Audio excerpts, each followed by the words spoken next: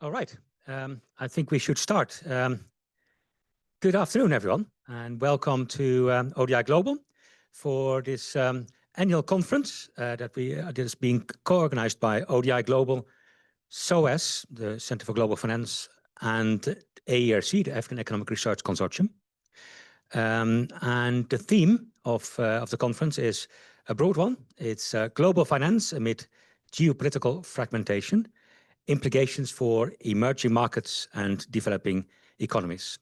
I say it's the third annual conference. It follows two previous ones. One was on shifting global economic and financial trends in 2023.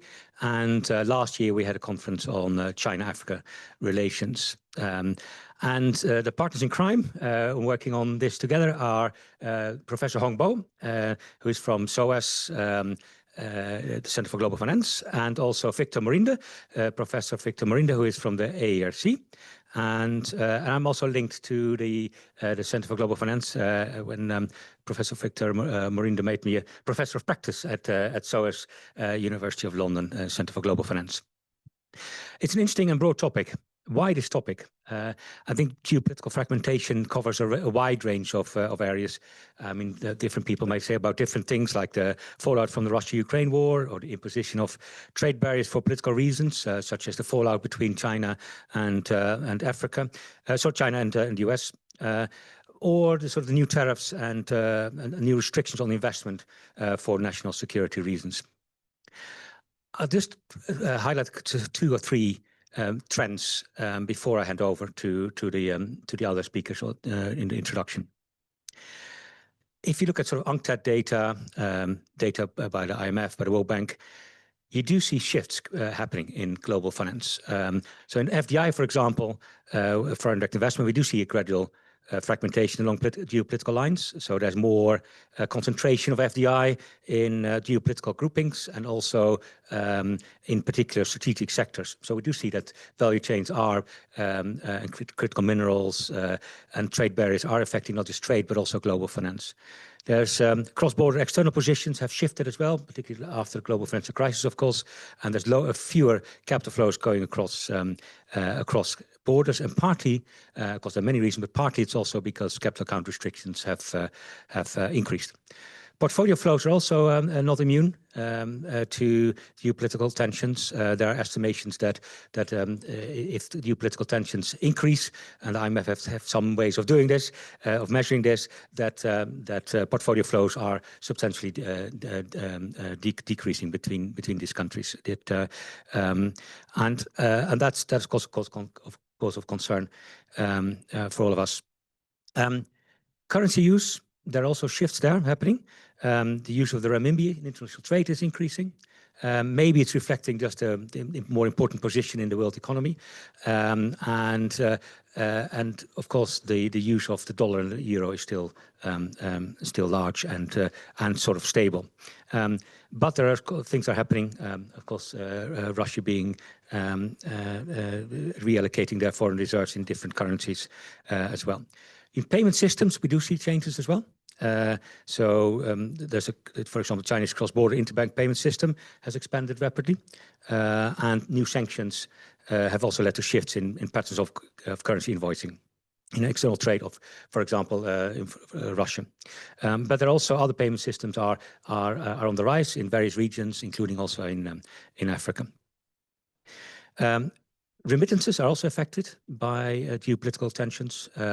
For example, the cost of remittances and also the volumes of remittances have changed significantly to Central Europe and Asia, and in the face of financial sanctions. Then something that's also important for ODI, and Hans Peter will talk more on that later. I think aid flows are decreasing. There's a change there happening. Aid is now seen also increasingly in the context of own interest and security, and the emergence of bilateral lenders, bilateral donors have fragmented the creditor landscape and complicated sovereign debt restructuring efforts, for example, in Zambia or Sri Lanka. And it's also geopolitical tensions also make it increasingly difficult to agree and coordinate in multilateral fora. We do see, I think, and Hans-Peter may talk more on that also on multilateral development banks, that they are actually on the increase, and there may be some interesting regional initiatives that we can describe in the various sessions. And the question I think that we need to pose as well, particularly at ODI, is what do all these trends mean for the poorest countries and developing economies, emerging markets? 2 months ago, or a month and a half ago, we were here in the same room discussing geoeconomics, trade and development, a conference organized by my colleague Jodie Keane. And there we were discussing particularly trade issues.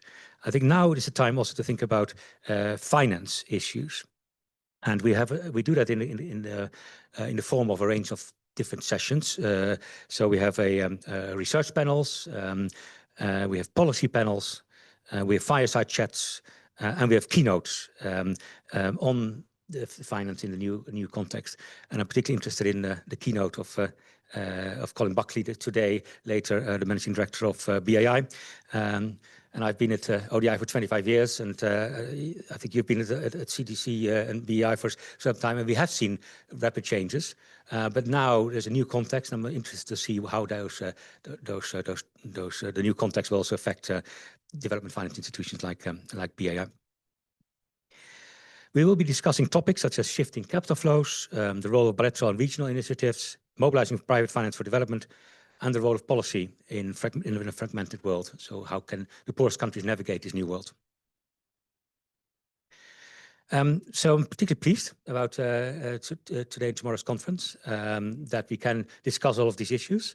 I'll stop here. I'm looking forward to the conference. Let me hand over to my two bosses.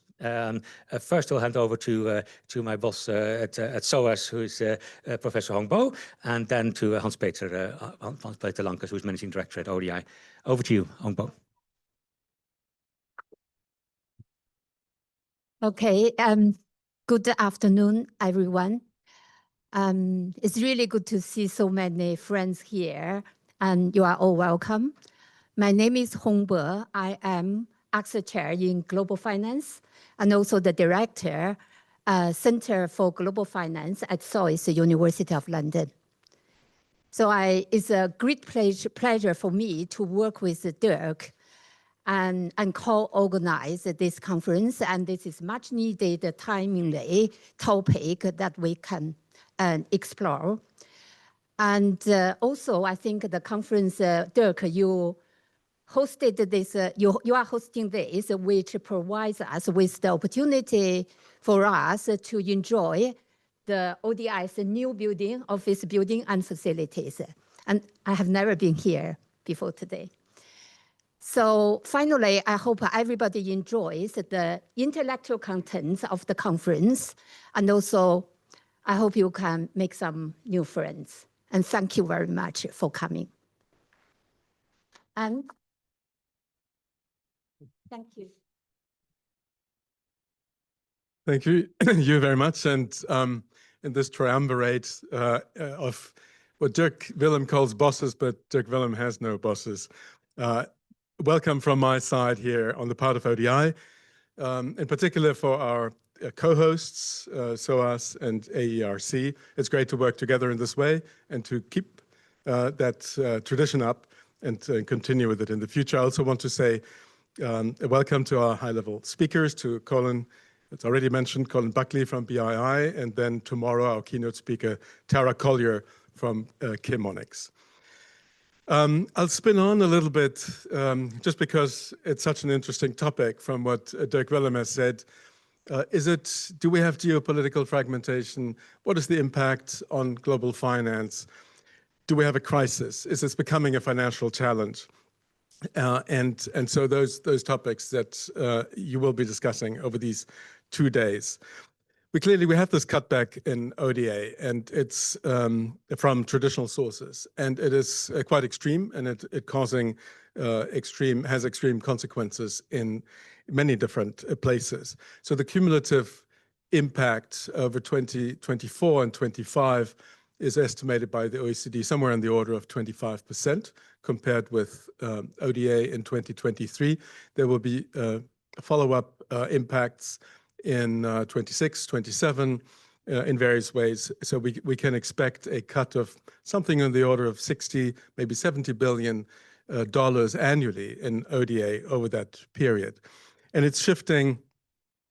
And what we see there is a shift towards national-centered politics. It's not so much geopolitics as sort of a my country first approach to the to official development assistance that we're seeing. And there's a declared focus on interest-driven foreign engagement by quite a range of traditional donors, a shift towards geopolitical considerations, perhaps, certainly a shift towards supply chains and sort of an interest in linking aid to commercial considerations. What that will cause is a crisis in the finance for social development, because ODA has been disproportionately directed towards areas such as emergency assistance, such as health, and those are areas that are not going to attract commercial funding in the same way as some others. At the same time, we see multilateral development finance growing fast. Dirk Willem mentioned it. In fact, we had a report in September that went to the G20 that made an assessment of how much lending capacity in the multilateral development banks was created by measures taken over the past 2-3 years. And that sums up to some $650 billion over 10 years. So we see roughly the same amount that's going to be cut in ODA has been added in lending capacity, non-concessional lending capacity mostly, by the multilateral development bank system. So it's not the same kind of money. But is that, how do geopolitics play into that? Well, I see them playing into it because the multilateral motor behind that push on the development banking system is beginning to stutter. So the question of whether there is global collective action behind development finance, that is being put in question. Private finance has not been flowing as we wished. In fact, if we look at 2015, before the Addis conference, and we look at today, it has significantly declined. So net private finance into developing countries, middle income, low income countries together has moved from somewhere around 700 billion to 1 trillion in the period 2010 to 2015 to net negative last year. And that's going to bump back up. It's got a lot to do with the US interest rates. So it will come back. But clearly, we're not seeing the billions to trillions dynamic that we had, the international community had put on its flag at that time. I don't think that's geopolitics as such. But again, there is an issue of lack of collective action. So for instance, if one wants to tackle global financial regulation, which is one key obstacle to greater flows, say, from institutional investors, from global banks, into development, into climate finance. Regulation is a major obstacle to that. Basel III, Solvency II, and the fact that those things aren't being tackled has to do with some geopolitical competition and considerations that are going on the side of the regulators. The cost of capital is high, except if you're Argentina, and there are many factors that flow into this, and there's a certain willingness to tackle that together, say in the G20. So one of the successes of the South African G20 has been to put the spotlight on that, to agree, to get agreement, including from what seems the more reluctant multilateral partners here, to an Africa engagement framework, which is meant to keep the spotlight on African cost of capital and access to capital over the coming years. So there is some positive willingness there to act collectively.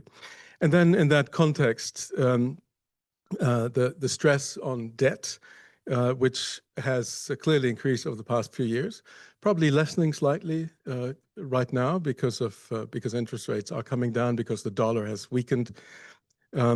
But there is a certain unwillingness to act there, despite the general agreement on a need for action, and geopolitical competition, particularly with China as a creditor, plays into this as well. So these various dimensions of the global, especially the global development finance agenda, I think geopolitics are crisscrossing them. From my perspective, what I see primarily is sort of a certain breakdown in collective action to tackle those issues. And what we need is a more strategic, evidence-based collective response in these particular areas. We need a search for common ground. We probably need to look for institutional solutions that rely on coalitions of the willing rather than using the established multilateral fora in order to be able to push those agendas forward. Now, just briefly on ODI Global. We are so very happy to be able to host this topic here. It fits very well into what we consider to be sort of a nexus of policy, research, and finance, in which ODI Global is trying to specialize. We have a fairly broad work program on these topics in various research verticals here at ODI, research on global capital flows, Dirk Willem and his team on local capital market development, on MDB reform, on debt solutions, on private finance and development, blended finance, climate finance, but also on geopolitics and China. And we are trying to connect these dots. And this conference is one place which is going to help us to develop this agenda and to connect those dots. Personally, I've been involved in work and advice for the G20 with colleagues here at ODI on climate finance and other topics. Several colleagues at ODI have backgrounds in international financial institutions, and we will be trying to bring that to bear on this research agenda. Now, I very much look forward to the keynote address that will follow here immediately, and which will provide us with a development finance institution perspective on this challenge. And I know Colin well, and I know that Colin is not afraid to make very clear points. He's not afraid of being controversial, and we really look forward to that, Colin. Let me note, I'm told that there will be a group photo now. Is that correct? And then Dirk Willem will hand it over to the moderator for the first keynote, to Professor Victor Morinda. So thank you very much and welcome. Really looking forward to an exciting agenda here. All right, thank you so much. Very quiet, everyone's very quiet, which is good. So let me now hand over to Victor Morinda. Professor Victor Morinda has been a professor at the SOAS, but he's now the new director, already for some time now, actually, over a year, at the African Economic Research Consortium, which is an excellent think tank connecting all the main economists in Africa, and many alumni who are ministers of finance and are in very important, influential positions. So it's wonderful that you've been able to come here. So let me hand it over to you for leading the keynote. Over to you. You can just use that. That's it. Yeah, I'll use this one. Thank you very much, Dirk. Let me, first of all, take the opportunity to acknowledge this combination of three institutions coming together to organize this conference with the ODI Global Think Change and with the Center for Global Finance at SOAS University of London, which is research that resonates with the policy and practice. And then with the ARC, which is a new ARC for new African development priorities. So this coming together of these three institutions is a great opportunity, and importantly, to work with you, think with you, and address a very important topic of global finance amid geopolitical fragmentation. It is very timely. This is the conversation that should be taking place at this particular time. And we are absolutely delighted, very fortunate to have one person who's been on the front line of changes in global finance for quite some time, and to be able to be come here and address us and deliver a keynote. So let me invite Colin Buckley to join me here, and we start the discussion. Colin.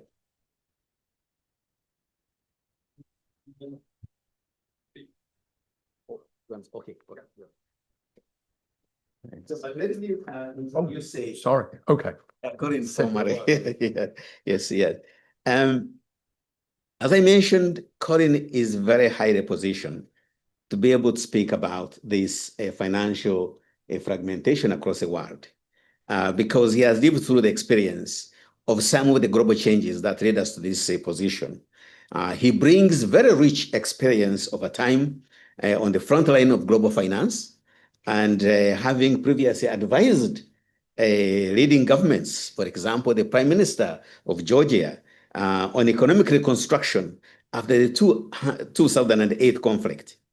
Managed also the corporate governance projects for the IFC, his former employer, in the former Soviet Union, and even served as CEO of EDFI, representing 15 European DFIs. He started his career way back practicing law in the US and UK.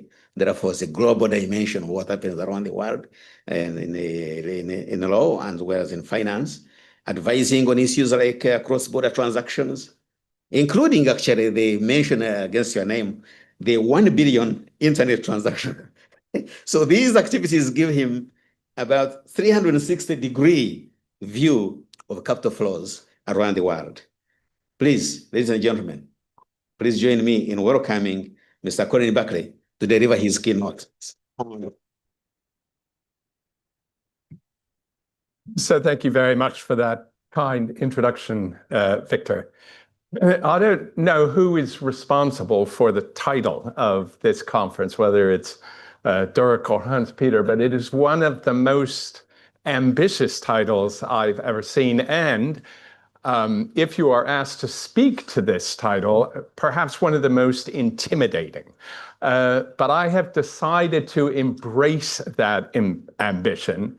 And rather than taking some small piece of the pie, which would have made sense, in a move of almost certain folly, I'm going to try and digest the entire crisis. I'm going to try and paint in broad strokes what is happening today. Why is it happening? How should we navigate this? And what it means for the future. Now, I will draw heavily on development and on development finance in particular. I do that simply because that's the sector that I work in. That's the sector that I know. However, when I reread my talk, I was struck by the fact that if I was talking about trade or defense or foreign policy, most of this talk would remain unchanged. And that is one of the characteristics of this crisis, which we find ourselves in. And spoiler alert, I do think it's a crisis. So many accepted wisdoms are giving way all at once. Now, what I offer today is my opinion. It's not the opinion of the UK government. It's not the opinion of BII. To be clear, I don't believe that my views contradict those of government. It's simply that conditions are moving so rapidly that there isn't really a broad government position on this yet. And although a personal view, it reflects many conversations with people far wiser than me that I've had over the last year. One last note to disarm my critics. I will surely be wrong both in how I describe the history of this moment and in my predictions about what will happen in the future. But I hope that I will at least be wrong in the right way, meaning that although I am confident of the drivers of what's happening today, I am less so of their relative importance. And although I think I recognize the themes of the future, frankly, I'm just guessing at how they will play out in practice. So let's start.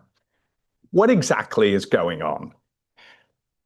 Well, I think that what we are witnessing is really the collapse of the post-Cold War, or perhaps even the collapse of the post-World War II order.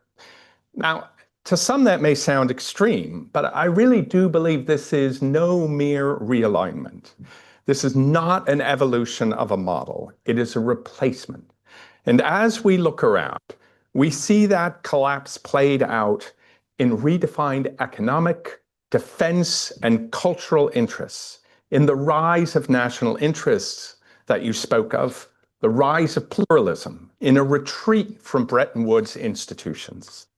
And in development finance, in development, we see this play out in the merger of DFID into the Foreign Office, the dismantling of the USAID, and then the merger into the State Department, the alignment of European DFIs with domestic business as reflected in the Global Gateway Initiative, the rise of Team Europe, the simultaneous repurposing of DFC as a US first institution, along with a dramatic increase in its funding.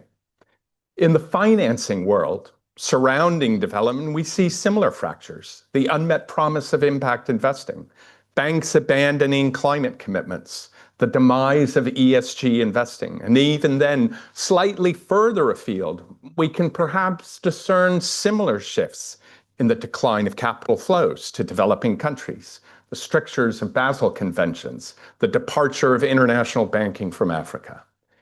Everything is happening everywhere and all at once. And that is the property of a revolution, not an evolution.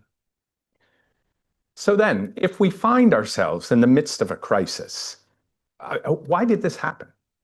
Or better yet, how did this happen? I mean, how did the world change so dramatically and so quickly? Now, it's surprisingly difficult to identify history when you're actually living through it. Especially identifying causes is tricky. The real drivers of change are often hidden, obscured by the immediate events that kind of command headlines in today's newspapers. Every schoolboy knows the assassination of Archduke Ferdinand caused the First World War, except it didn't really. I mean, the causes were actually nationalism and imperialism with a healthy dash of economics. So I spend time on this point because I want to convince you that whatever the causes of the collapse in these institutions, the collapse in development, they probably aren't what we think they are. They aren't politics and financial austerity. I mean, clearly, a lot of what is happening is the result of the actions of politicians that is informed somewhat by the economic crisis that we are in.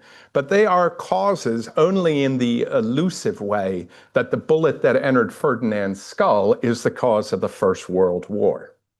Trump and budget cuts aren't the real drivers of what's going on. Indeed, if we look closely, there are tells even now that these aren't the important causes. So when Trump dismantled USAID, the headlines in the major newspapers in the United States were more about the constitutionality of Doge's actions. They didn't speak that much about loss of aid. We spoke about it in the development community. And when UK governments merged DFID into FCDO and cut ODA, in part to fund the costs of combating migration, again, there wasn't a really broad outcry about development. These were the straws on an already distressed camel. For real causes, I suggest we have to look elsewhere. As I see it, support for development has been hollowed out over decades. its institutions, its purpose, the fundamental narrative, hollowed out to the point that when it came under stress, it simply collapsed. And many of us, frankly, felt that hollowing out as it occurred. I mean, by 2025, development felt, a little bit of an anachronism. The language seemed from another time. We spoke of missions with consciously religious overtones. We categorized actors as donors and recipients and their relationship assistants. We engaged in institution building. We promoted the Washington Consensus. We wrote country plans based on central economic planning. We offered conditional loans, demanded long social plans of borrowers. We opted out of local legal requirements. Indeed, we made developing countries give us preferred creditor status, exempt us from taxes, exempt us from any liability whatsoever. I do feel that in 10 years, when we look back at this, we will cringe at how colonial development had come and how colonial some of those fundamental discourses were. So you might say it's not surprising that development collapsed when it did. The surprise is it took so long. To be clear, anachronism itself isn't fatal. There were other factors at work. Honestly, I don't know which will prove the most important over time, so in no particular order. Development was a victim of its success. Developing countries have taken enormous strides forward on virtually all metrics, economic, social, health, over the past 50 years. Today, when you visit Nairobi or Johannesburg or Mumbai, you see vibrant economies, thriving entrepreneurial spirit. From 2000 to 2010, growth in Europe was 2.2%. In sub-Saharan Africa, it was over 5%. Many of the MDGs were achieved in 2015, including those related to poverty, to education, to child mortality, to safe water. There was a justified sense of achievement, but at the same time, there was an implicit question, which is, if the MDGs have been reached, why continue the effort? And why at ever-increasing costs? Second, development was also a victim of its failure. Many of the achievements in upper and lower middle-income countries were sort of ignored within the development community. And the focus that we put on development was on extreme poverty, doing the hardest things in the hardest places, as Andrew Mitchell described CDC's mission about 10 years ago. Judge us, development professionals demanded, by what we do in the poorest countries. And indeed, an outsized effort has focused on low-income countries, on fragile and conflict states. But as Paul Collier has repeatedly proven, we have largely failed there. The countries left behind are even further behind today than they were 30 years ago. So by the measure of the success we insisted on, development seems a failure. Fatigue and financial exhaustion. The World Bank was founded in 1944. BII was founded in 1948. We have been going at this for a long time. But the last 30 years in particular have seen an increasing frenzy of new and higher targets, challenges, crises. Every year brought a newer crisis that demanded our immediate action, expressed in yet another financial commitment on the part of donors. No job was ever finished. No target was sufficiently high. Progress each year was measured by how much money had been spent, by which new standards we had imposed upon ourselves and others. In 2000, we had 8 Millennium Development Goals. In 2015, we had 169 SDG targets. The price of development began to skyrocket.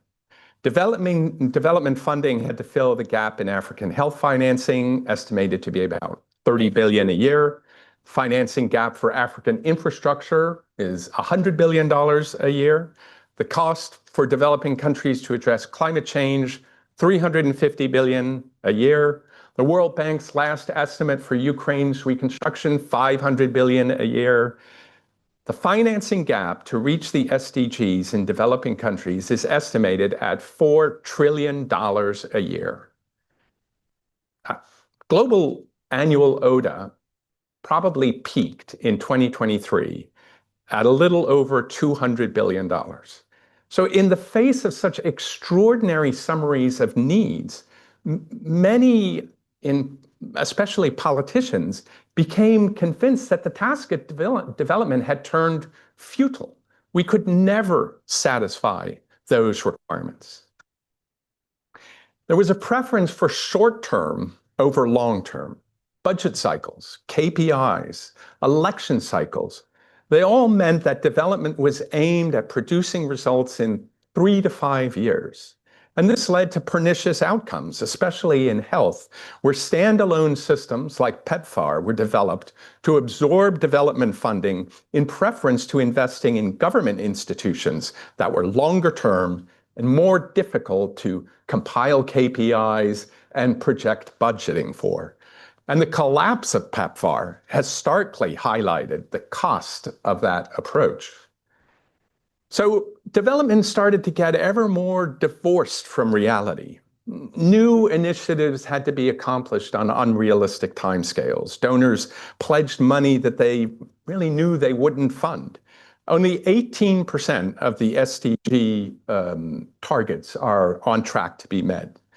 Core human rights are critical and deserve strong and public defense.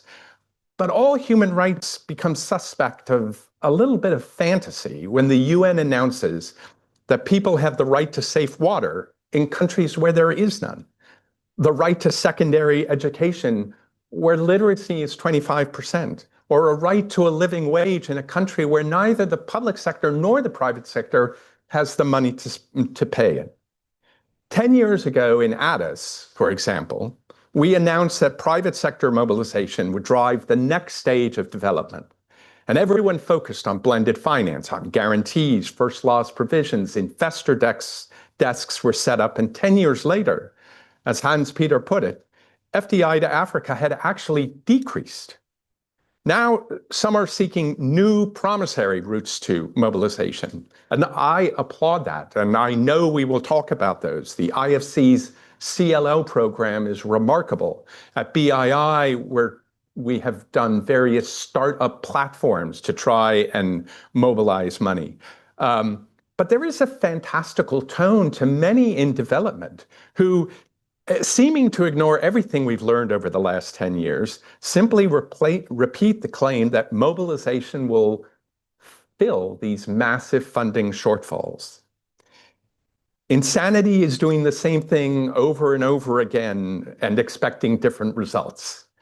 And development has veered towards a bit of a self-referential utopian aspiration. And along the way, it began to lose the credibility of politicians and voters. And then US hegemony ended. For the greater part of the post-World War II period, the US model, or the US Anglo-American or the US European model of development held dominion.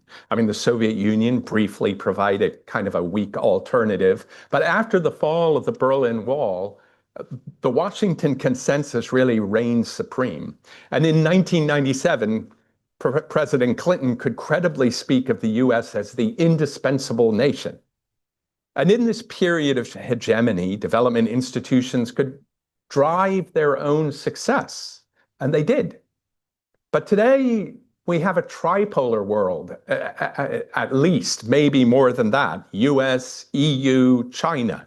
And it's not so much that countries have realigned with other powers, I mean, although some have, but rather that the hegemony itself could be questioned.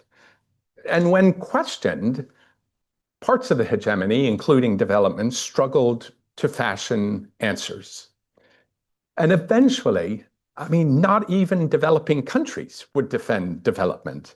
3 weeks ago, Zambia's president described cuts to international development aid as, quote, long overdue, and declared them a good thing.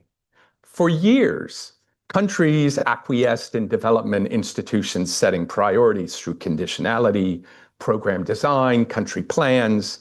And more recently, countries have begun to press for their own, often competing priorities. Recall now the country ownership movement. And some began to see development institutions as an actual threat to their own development choices. I think back to 15 years ago in Dambisa Moyo's book, Dead Aid, which really did reflect a view that was held by many in large parts of Africa, that aid made governments dependent and it stifled growth. Perhaps it all sounds a little too critical, but if so, at least accept it's self-criticism. I have been at least complicit in all of these failings. I feel strongly, though, that we all have to be honest with ourselves about how we conducted our activities, and we can't figure out how to get out of this mess until we know what the root is that brought us here in the first place. So what do we do now?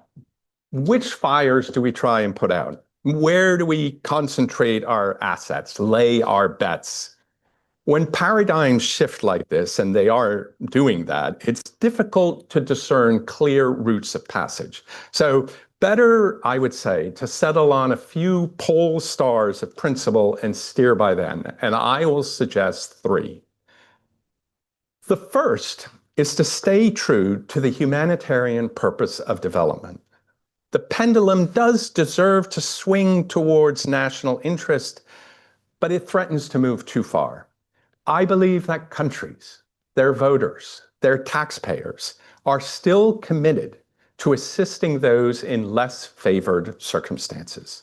There has never been any weakening of commitment to humanitarian pursuits. People see it as an inherent good, not only to save lives, but to improve those lives. A recent poll by the Rockefeller Foundation found 90% of respondents supporting international efforts to feed the hungry and prevent disease, although only a slight majority supported the international institutions responsible for those areas. The fundamental mission of development continues to enjoy support, and we should not permit others to confuse a desire to reimagine development with an intention to walk away from it altogether. We should be proud of our mission. We just need to get better at defending it. Second, I would suggest that we have to be disruptive in our thinking. I've participated in a number of discussions about how to respond to the crisis in different sectors, different institutions, in different countries. And for the most part, people are trying to fix the model. The financial gap will be closed by mobilizing the private sector or by engaging with philanthropy. Many are relying on MDB reform agenda. Frankly, I think they are mistaken. This preference for evolution is understandable. The Washington Consensus and the primacy of Bretton Woods institutions has been unassailable for generations. The challenge of our entire careers in development has been explaining and defending the status quo as the optimal tool to reach its ends. And as an aside, it probably was the optimal tool to reach its ends. In addition, few of us in the development community have ever experienced this type of crisis.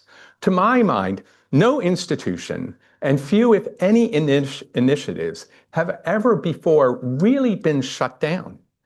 Anything new that was put forward was usually just added to the status quo rather than replaced any part of it. And this has led us to become deeply conservative. I am deeply conservative, even though I and we may think that we are innovative, countercultural rockers of boats. We are probably conservative. If you find yourself, as I do, defending a rules-based order and society, you're conservative. If you talk about MDB reform or the benefits of multilateralism, you're conservative. We're defending the status quo. And what we have forgotten is exactly how disruptive our forebears were in 1945 at that hotel in Bretton Woods, when they set up our institutions, when they created the Marshall Plan, when they set out those original aspirations behind international monetarism, free trade, open society. We need to be that disruptive again. My final lodestone is this notion of partnership. And let me start. Partnership is one of those words that usually are just bandied around in development circles as a sort of platitude, like, collaboration or engagement or leverage. But I really think that this notion of partnership is the key to forging a new approach to development, one where developed countries are no longer donors, but rather partners with developing countries that are no longer recipients. And permit me to try and develop this idea a little, because I believe that packed into the word partnership is all that we need to take development forward. So the term partnership is originally a legal one that describes the relationship of two persons bound in a common endeavor. These two come together in a partnership because they are seeking the same end, and they believe that they will both gain more by acting in concert than individually. And it is legitimate for each party to insist that the relationship works to their advantage. An aside, this relationship already exists in development finance. BII, IFC, any DFI, we often find ourselves investing alongside a promoter or a commercial investor where we are seeking development impact, they are seeking profit, and we each are committed to a common route to achieve both of those interests. And when we think of what a partnership means in development, some features spring to the fore. It's a relationship of equality. It is very different from this narrative of assistance where one party helps the other. It accepts that each party is entitled to demand that the relationship work for them. It legitimizes the question posed by donor governments, by voters and taxpayers, of why development is in the national interest. And in addition, it empowers developing country governments to insist that the shared enterprise reflect their priorities. And country ownership, long forgotten, maybe now re-enters through the back door. Partnership also implies complementary specialties. We talk of a good partnership where, she's good with numbers and he's good with sales, where this company is really good with technology and that company is good with manufacturing, and we merge them together. Again, an example from my experience in development financing. Increasingly, we are investing in platforms. So our partnership with DP World has led to a number of new ports being constructed in Africa. Partnership with Vodafone has dramatically increased mobile penetration in in Ethiopia. And implicit in each of these enterprises is the recognition that we at BII, we don't know everything. Indeed, we don't know much of anything about ports or about technology rollouts. Instead, what we do know about is providing patient capital. And we do know a little bit. We have some country knowledge. And we rely on our partner to contribute a knowledge of technology or construction. We need to reflect this model elsewhere in development. Donors should seek out partners rather than implementers. And in many cases, those partners should be governments. But in all of those cases, each partner commits to the other, each is held accountable. So if the enterprise requires institutional reform, donors should be entitled to demand that. And at the same time, governments are entitled to a say in the design of these programs, the design of a country strategy, and not to see these things designed for them, redesigned without their consent, or sometimes canceled entirely. Another feature of partnership is this implication of deep trust. When we introduce someone as our partner, we mean they are an intimate, someone who we deeply, profoundly trust. Development institutions need to rebuild trust with governments. Developing that level of trust takes time and effort. But development institutions, I mean, we move staff around the world in 3 to 5 year cycles. Politicians only plan to the next election cycle. Budgets are now 3 years. That deep trust is no longer permitted to develop. And how extraordinary and sad is it when the Zambian president Hichilema writes that African countries are better working alone than with the developed world. I mean, at BII, we've tried. We've recently tried consciously to build a relationship of trust with certain focus countries, such as Sierra Leone and Nepal.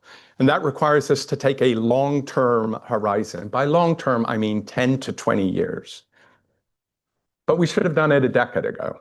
And even now, we are largely alone among our peers in doing this. So let me finish then with the notion of partnership amongst peers, because partnership implies a collective whole working together. And development has become a little bit too much a patchwork of uncoordinated and sometimes competing efforts. Example, BII often finds itself investing alongside other DFIs, investing alongside IFCs, sometimes alongside MDBs. We all share a similar mission. We all have essentially identical standards. Why then do we each conduct our own due diligence, each have our own rules and requirements? When I worked in the country of Georgia for the US State Department, it took me 2 years to simply catalog the various US organizations making grants in that country, let alone try and get them into a room to talk with each other. To insist that development efforts are coordinated is not internationalism. It's simple efficiency. It's just common sense. It's effective partnership. So where is all of this heading? I mean, what does the future hold? And I will admit, at this point, my confidence begins to seriously lag. Trying to predict the future, as Douglas Adams famously put it, is a mug's game. But having come this far, let me suggest some expected consequences if what I've described is true. First, I think we need to prepare ourselves for a period of hard choices and dire consequences, principally due to the nature of the cuts. And in many cases, they have been immediate and catastrophically large, giving no time for transition. And this will not abate for a few years, as ODA, I think, will either stay the same or potentially reduce even a little further. Governments will face a difficult choice between stopgap measures to mitigate the frightful costs of the crisis and funding longer-term solutions. Hard as it will be, they should favor those longer-term solutions. We will see a rise in realism. Gilbert Rist, in his History of Development, saw development as an exercise in utopianism. And some of what I have described, the ever-receding horizon of success and this veering away from reality, are aspects of that utopianism. And as Rist himself put it in one striking part of that book, development has the power, quote, to charm, to please, to fascinate, to set dreaming, but also to abuse, to turn away from the truth, to deceive. Utopian zeal, I believe, will be replaced by a form of realpolitik, a focus on practical rather than moral considerations. Realism is better equipped to express priorities, to allocate scarce resources, to balance means and ends. And more importantly, realism enables us to stand up and answer the questions posed by taxpayers everywhere. Why should I care about poverty alleviation overseas? David Lammy has already used the term and laid out a blueprint for its meaning in his article in Foreign Affairs last year, The Case for Progressive Realism. Next, multilateralism is no longer the presumptive approach. A year ago, Alison Carnegie and Richard Clarke defended multilateralism in foreign affairs in an article entitled, "Multilateralism Can Survive Trump." 1 year on, in the same journal, Warren Cass has declared multilateralism is dead. Now, everyone seems ready to choose one side or the other, and of course, what will play out is something a little bit more nuanced than either of these. But many multilateral organizations, I believe, will fail. They will fail for many different reasons. What governments need to do is to choose when to act multilaterally, when to act bilaterally, and potentially when to act in a new manner, in loose affiliation, the coalition of the willing, or in regional alliances. A multilateral approach makes sense for pandemic planning. It doesn't really make sense to address critical mineral shortages. What will change irrevocably is the presumption of multilateralism. What will also change is the behavior of those multilateral organizations as they navigate competing demands to survive. And finally, we will see more discussions about mutual interest, some form of that term. The narrative of national interest, I think, is principally useful only to indict a system. Enforcing it requires virtual hegemony, and most countries don't enjoy the power to act unilaterally. Even those that do, and the United States perhaps is one of them, will find that it leads to distrust overseas. And even within Trump's circle, the narrative is changing to terms such as reciprocity. Mutual interest best captures those features of partnership that I described, while also maintaining the maybe politically necessary echoes of acting in national interest. And what about investment? I believe the dominant driver of investment and development finance in the next 5 to 10 years is probably going to be debt crisis.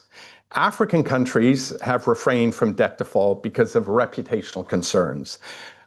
I feel that at least one country is probably going to be forced into default. And once one goes, the reputational risks reduce. I think others will follow suit. Now, to be clear, this may bring some short-term pain, but it's probably a good thing in the long run. I would rather see that happen so that African governments can again, with appropriate governance, be free of debt burdens and begin to borrow money which they desperately need. But I also believe that developed world debt will also play a role because Western governments, I believe, will invite inflation as the only way to escape their own debt burdens. This will lead inevitably to interest rate rises that will further choke out investment from developing countries.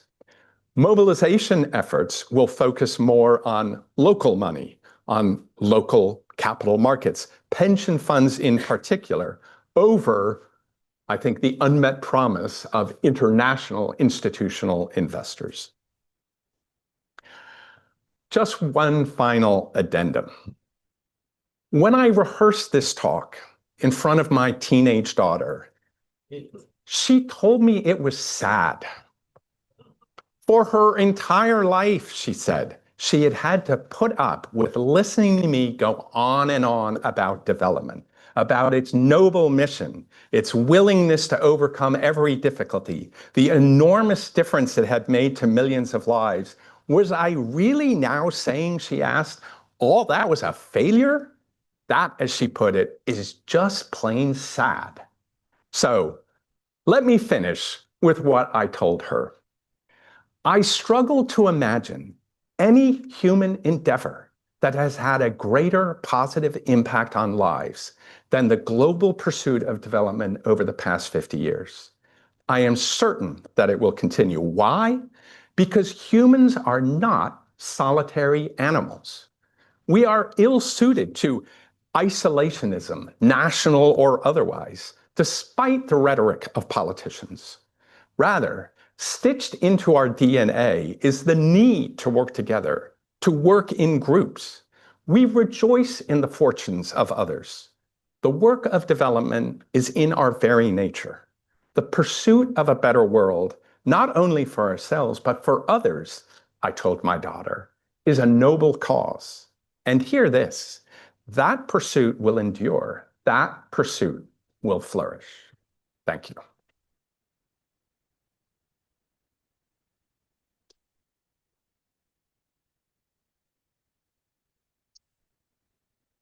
Thank you very much, Colin.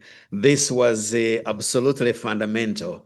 It was also provocative. We want you to be provocative, but it's actually provocative. This is to get us thinking about the shift in global finance and what we should do about it. I couldn't help reminiscing about the fact that there has been so many changes in the economics profession, and of course in the practice of economics. You know, going back to before World War I, the political economy context of economics, whereby it was that every country has to get a trade surplus, and then a competitive devaluation and bigger than neighbor policies of that time, and then move on, then a crash. And then Keynes comes in with demand management. You finance so much expenditure by government spending actually leads to growth. And then after a short while, of course, that persisted. And then we have the war. And then, of course, the reconstruction of Europe. This is the birth of these new institutions. So economics has been shifting so much. And then come 1971, the announcement by Nixon. The dollar will no longer be converted into gold. You know, they didn't start with the tariffs of Trump. No. That was the big announcement. Fixed exchange rates went down. And I used to observe, look at the data for Africa. Every African country had gold in reserves. As soon as the fixed exchange rate collapsed, every country, all the reserves went completely. In 5 years, about 1976, no reserves, no gold reserves in the country. That was a fundamental change. And then a shift into fixed exchange rate. Economics, in terms of the theory, we shifted to rational expectations. Errors do not persist. You can correct for errors immediately. Of course, until the psychologist told us, no, that doesn't happen. Because a policeman will always round up usual suspects. So some of these changes have been happening, both on the theory front and on the way we practice economics. What possibly hasn't changed, the aspect that when we think about development finance, development is first and finance is second. That's different from corporate finance. When you are actually doing corporate finance, you look at the financing company and then you justify a case and then finance it. Development is slightly different. And so thank you very much, Colin, for being able to highlight these very important aspects of this conversation, and especially very methodical. What is going on? You told us what is going on. What are the real drivers? You pointed some, and most of them actually. Then being futuristic, where are we going? Just about the future. Now, I would like possibly have a short conversation with you on only three main dimensions. I wouldn't like to go further than three main dimensions. And these three main dimensions are taken directly from your discussion, and try to see whether we can then have a way of understanding some of these developments. For example, drawing from your experience in a BII organization, perhaps giving us a little bit of more insight into how BII is playing in this space of the transitions, especially given the shifting, how you're handling it in terms of the countries you engage in, or in terms of approach, or in terms of strategies of going forward. So this is one area where we would like to say your intervention there. There is also the aspect that we'd like to see, to hear maybe a little bit more about the question of partnership you touched on. Yeah. Because that's absolutely very important. But it points also to a partnership that is a kind of aligned with, say, we're going to work in these organizations. You mentioned, for example, Sierra Leone, you mentioned Nepal. Those are very good examples.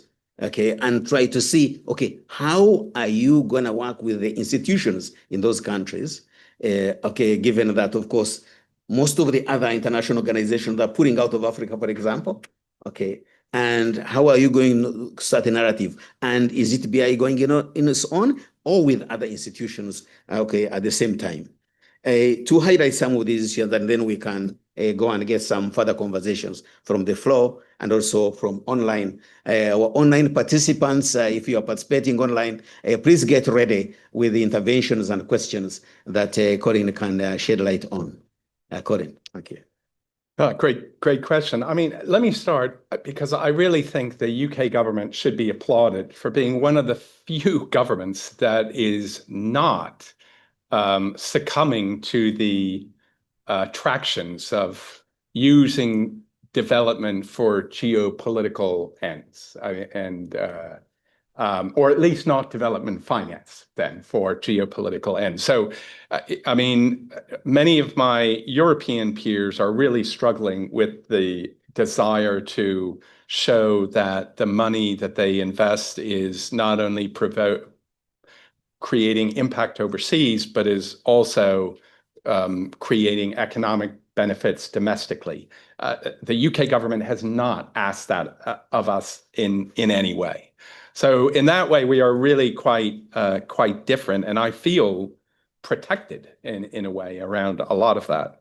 So where we have moved in answer to geopolitics, I think the biggest move is this move to low-income countries.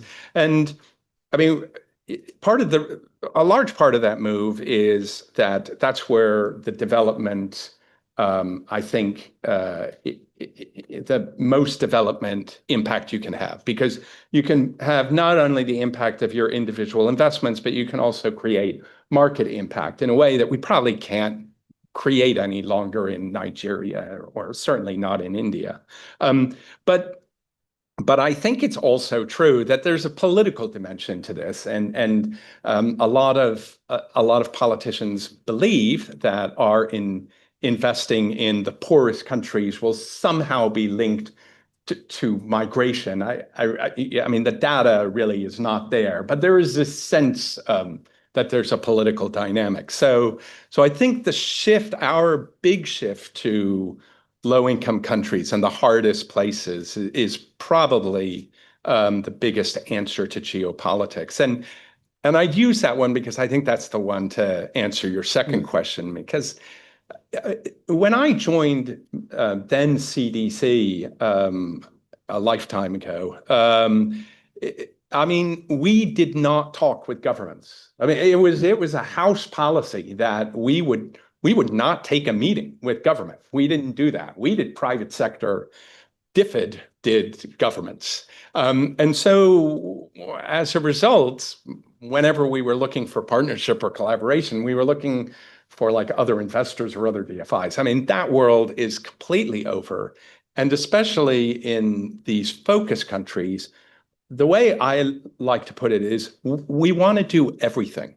We want to do everything we can there. So we have a TA facility. It's not very large. Let's use that there. We have got a blended finance facility.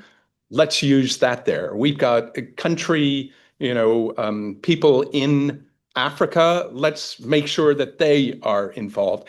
And let's also have relationships with UNDP, who I know is speaking today. Let's have meetings with ambassadors. Let's have meetings with the World Bank. Let's meet everyone, do everything, and do more with the local groups. So I think someone here is here from the International Chamber of Commerce. I mean, one thing that we have started doing much more is interacting with local chambers of commerce or local business groups who often know a lot more about the challenges in this country than we do. So what do I mean by partnership in these countries? It's basically partnering with everyone there who can tell us how to do what we need to do better. Yes, thank you very much, Colin. I'd like to extend that point a little bit more. You started with the private sector, and then now you have moved into government. Yeah. My previous employer, the African Development Bank, we started with governments And then it is on about 2010 that we now moved into the private sector and set up a complete vice presidency for private sector. Yeah. I have argued in a keynote I gave recently to Afrexim Bank that the private sector is the engine of growth in Africa. So it's like taking you back now. Of course, you have the portfolio in governments, sovereigns, but then I want to see the way we're thinking about private capital mobilization. What do you think is the single biggest policy barrier? Not risk perception. The biggest policy barrier that prevents large institutional investors from following BI's lead into developing markets. Okay, I'll give 2 barriers and 1 solution. How about that? Okay. And you know, it's even though Hans-Peter talks for far shorter than I do, it's always horrible to speak after Hans-Peter because he said everything beforehand. No, but barriers to mobilization. Number 1 is Basel III. I mean, Basel III is largely responsible for so many banks leaving Africa. So I'd put that at number 1. Number 2, I would put as rating agencies insisting that commercial ratings cannot be higher than the sovereign rating of the country in which they operate. This makes absolutely no sense, and I think is a real barrier to a lot of fantastic businesses from raising money. So those would be the 2 biggest policy. The one suggestion I have for mobilizing more money, which I have said to many governments, is do what the Dutch did and require that pension funds allocate 5% to some form of development finance, impact finance, or something like that. Do it. And then suddenly you've got massive mobilization. That is why our colleagues at FMO have all these wonderful mobilization platforms, because Dutch pension funds have to invest in them. So that would be my number 1 driver of mobilization. If the developed world passed that law, we would have probably the trillions that we had hoped for. Thanks, Colin. I very much agree. The first point you made about Basel III, I did a paper for the UN on arguing that African countries are still at the crossroads with respect to Basel III. Only about 8 countries have signed up, others have not, either have signed, not implemented. It's a big challenge because part of the metrics for Basel III is not relevant for countries that do not have options, futures, forwards, and swaps in their financial instruments. The question, though, is how to incorporate these countries into the regulatory framework, the global regulatory framework, since the banks are kind of interconnected. I also, the finger you put on the rating agencies is particularly important, even when for some regions, especially for Africa, there are great attempts by the African Union, the African Development Bank, to design some of those rating agencies. The fact that whenever I'm looking at these 3, since our work as African Economic Research Consortium is to put on the radar the 54 countries in the continent and see what is happening. And then you find that basically, even the 3 main rating agencies, Standard & Poor's, Fitch, and Moody's, if you look at the residual, in other words, the residual company, the part what you don't see, what you don't anticipate, the gap between among the 3 can be large at times, depending on the country, and it can be very small. Almost you can have perfect tracking among these. The variations is something we need to understand. So thank you for putting your finger on the right 2 points of Basel, a bank regulation global. Maybe going beyond a bank regulation, you have got macroprudential, 17 instruments. You can't apply them at the same time on an economy that's got a shock. How do you select instrument 2, instrument 3, instrument 7 to intervene?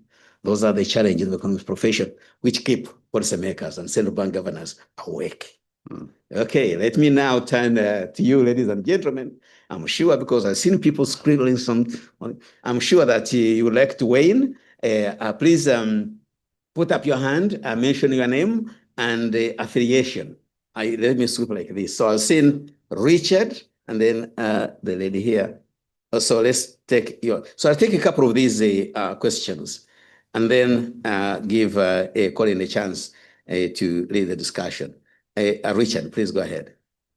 Well, thank you. I mean, you raised various points. I like your point about Basel III, and I wondered whether a more nuanced approach to Basel I, II, III, depending on which country you're talking about, could be useful. But when you were talking about the UK standing out as not seeing development finance in terms of geopolitical aims, I wondered, well, given that the movie, was it 20 years ago that they made the movie The March, and it's now not a day goes by without us hearing about how we're going to stop the boats.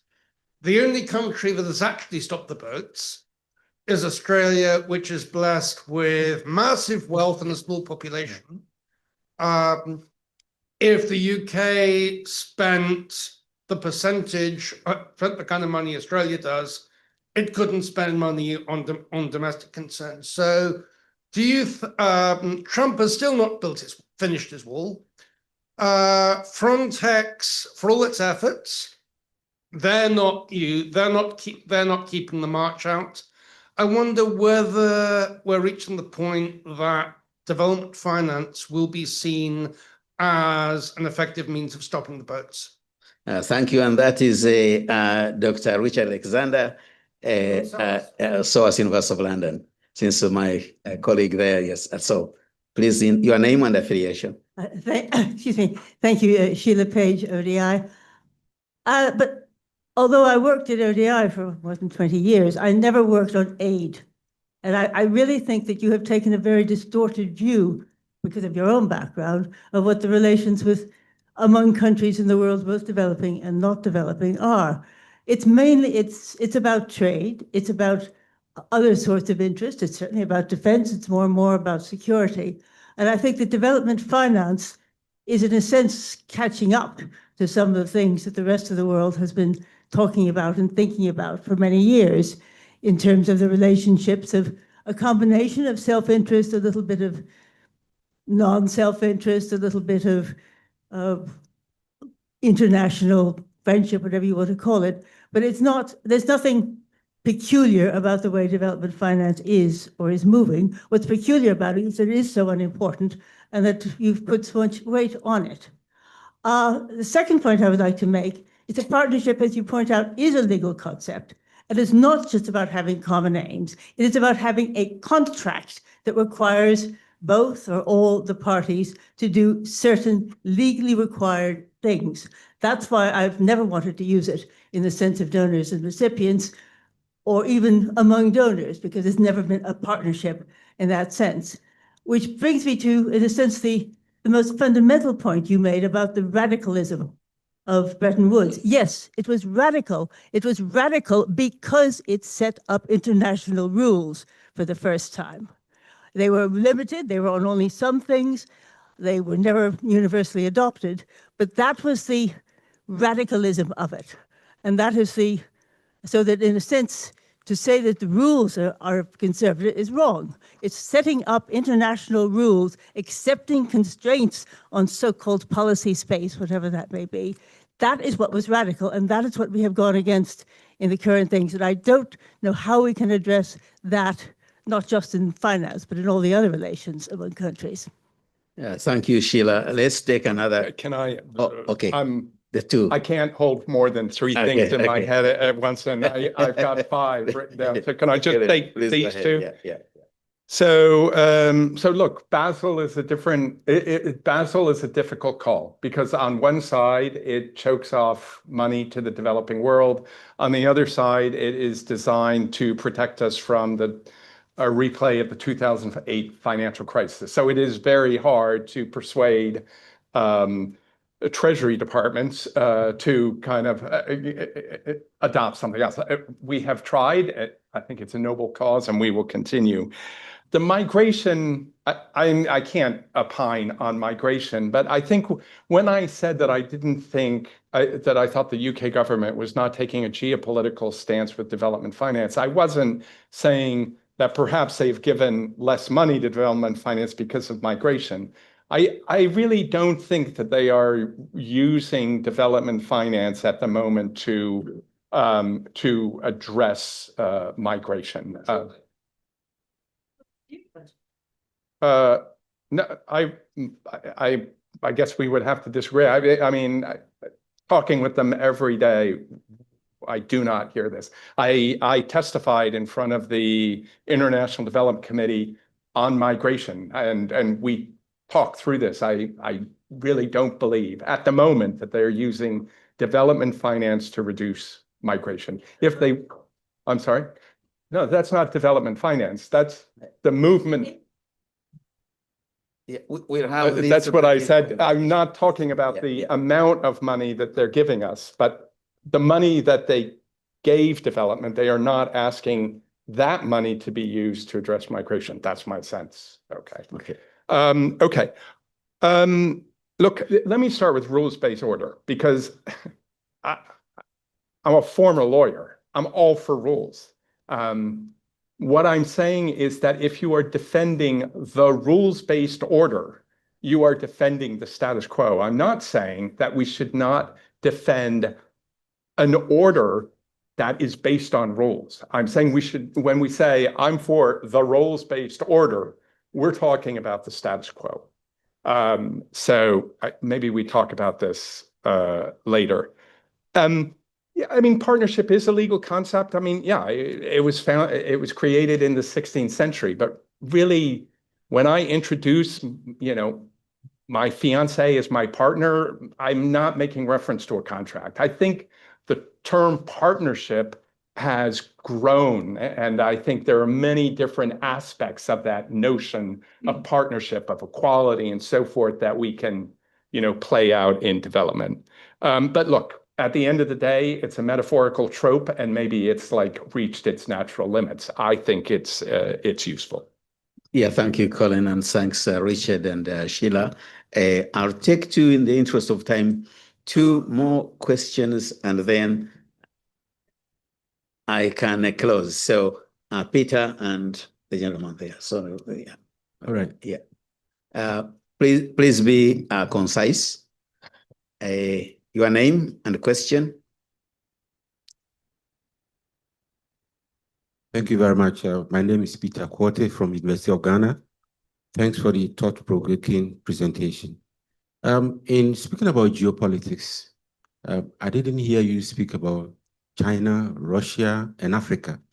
I mean, we see lately the use of aid to cut Africa, especially in engaging in the extractive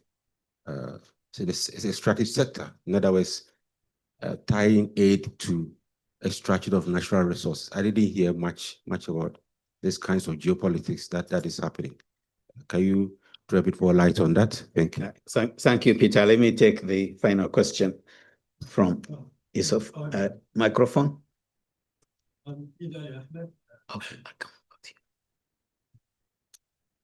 I'm a British citizen, but also I'm from Somaliland, and I've been involved with, the development of Somaliland. And for the last, I think, 20 years, I was involved with Somaliland, how it can develop. I was in charge of the National Development Plan, that all the international bilateral and multilateral used to take part. We used to have that partnership, and every institution was signing what to be done. That's the targets, and that's the funding needed, how much Somaliland will contribute, and how much the international community or the different partners will contribute. Amazingly, when that finished after 3 years or something, I was so amazed. And when I was reporting, to the international community and the ministries, I think less than 10% would have been, taken, as a commitment was not funded by the international community. And the fact that when you look the cultural side, that I have been here, Cardiff University, and I have been advisor to the Welsh government, and that I understand the cultural, the two different ways.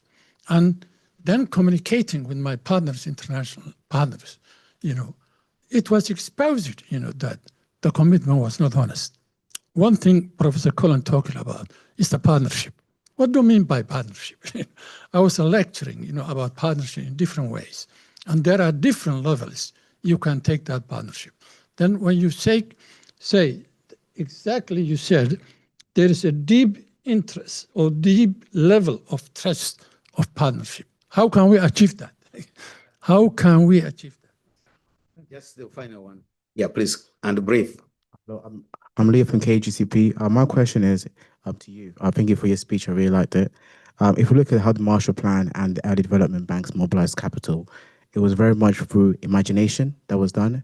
I think now it's been kind of lagged into bureaucracy, slow moving, and it's been toppled by not a lot of movements. Whereas I think when development finance were created, they were made for a unipolar world, and the world is becoming more fragmented, becoming more multipolar, and there's not really the institutions anymore which are being left for forward moving. And I feel for my generation, especially, that we're essentially like inheriting a world where it is very multipolared, especially in the UK, we're inheriting a lot of debt. We're very much being stifled by over regulations. We can't innovate as much because there's so much regulation. We can't really even essentially think of ways to kind of come out of the problems which we have because there's so much societal pressure, cultural pressures, which are not allowing us to develop in a way that would be mostly beneficial for our system moving forward. And I guess what I would ask is, how do we essentially create or move forward in utilizing those kind of capital strains and inspiring the younger generation to be more creative and think globally rather than being, because it's very hard for me to worry about what's happening in a different country when I can't even afford to buy a house myself. So it's very much hard for me, for other people as well who are those countries, to worry about what's happening to us. And through things like social media, there's that cultural divide where people are seeing a complete fake life than reality. And I think those institutional cultural problems are causing such a great divide between developed world and developing world as well. And I think, how do you think we can start to solve that problem and work together in that sort of way? So yeah, we are running out of time, but give 1 minute to Colin to respond before going to, I just pick one question from the virtual participants. I mean, the wonderful thing about youth is youth sees problems and solutions in a different way from the generation that came before. And I kind of criticize my entire generation as being stuck in the status quo. Implicit in that is the way out of it probably comes from your generation that doesn't have all of that baggage that we do. I mean, it's always great to hear. I mean, you were very kind to say I'm on the front line. I mean, someone who's on the front line. So I really appreciate your insights and listen to them, very carefully. And I hope that, we can work in partnership with you in kind of coming through this. I can't, I mean, there are entire conferences on China, but I would sort of say the Belt and Road Initiative has kind of stalled. And it kind of stalled, I think, because it was a little too simple. You can't buy the fealty of a government by contributing development. It doesn't work that way. It didn't really work that way for the United States, and that's why they got rid of the US content requirement for OPIC, then DFC. So I think it's sort of moved on into this kind of, in a pernicious way, this talk of transactions in national interest. In a more benevolent way, I would think, and you hear this from China, more of a conversation about partnership and focus on culture and things like that. So the old quid pro quo, I'm going to give you development and you vote my way in the UN, I don't think it ever really panned out. So thanks, Colin. There were 3 questions the participants online. I think we've already discussed in great depths, one of them, which is the role of the private sector. That was from Sessions Kewe, co-founder of Think Grow Africa in Tanzania. There was also another question on a BII strategy, and that's also we've looked at. But there is a question, maybe just a brief comment from Colin. That is from Janine Aguila Mesa. How do you think technology and artificial intelligence can help the development industry to respond to the current crisis? I have no idea. I will admit to, I have been to so many AI events and I still don't really understand large language models. I mean, so I'm ill-equipped to answer that question. Yeah, let us all hope that yeah, it results in massive productivity gains in the developing world. Absolutely, because all we hope is that it will lead to further innovation. As we know, the Nobel Prize for Economics, I recognize the work of my good friend Philippe Aghion for his work on innovation. And I think that is where we need to go with this technology to bring innovation into higher productivity and growth. Colin, thank you so much for being able to address all these issues. Fundamentally, thanks. And honestly, and thank you very much for being a good audience, for engaging in the discussion. It may well be the case that we didn't have the time to discuss your point, but over coffee and the rest of the day, we can have a one-to-one together and continue to discuss these issues even in the coming session. Thank you very much. Thank you. Bye-bye. This is the end of the session. Thank you.